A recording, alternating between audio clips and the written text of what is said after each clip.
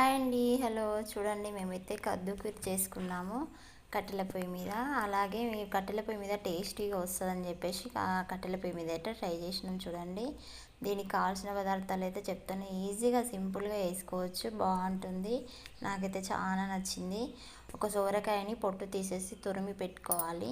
అలాగే కొన్ని బాస్మతి రైస్ అయితే మనం మంచి మిక్సీ పట్టుకొని ఉంచుకోవాలి, కొంచెం రవ్వగా.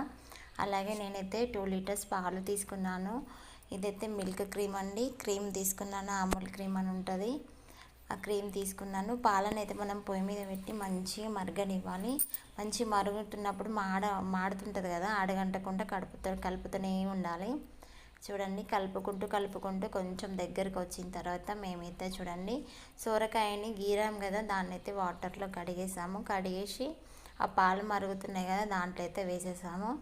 అలాగే మనం మిక్సీ పట్టుకున్నాం కదా బాస్మతి రైస్ని, వాటిని నెయ్యిలో వేయించుకున్నాం. మంచిగా నెయ్యిలో వేయించుకొని అందులో వేసేసాము. కొంచెం మరిగిన తర్వాత ఉడకాలి. కొంచెం ఉడికిన తర్వాతనే వేసుకోవాలి షుగర్ వేసుకున్నాం కదా, దాంట్లోనే క్రీమ్ కూడా వేసేస్తున్నాను. చూడండి మంచిగా ఉడికిన తర్వాతనే వేసుకోవాలి ఏవైనా సరే. దగ్గరకు వచ్చిన తర్వాత క్రీమ్ వేసాను. చూడండి క్రీమ్ వేసిన తర్వాత డ్రై ఫ్రూట్స్ అయితే నెయ్యిలో వేయించుకోవాలి.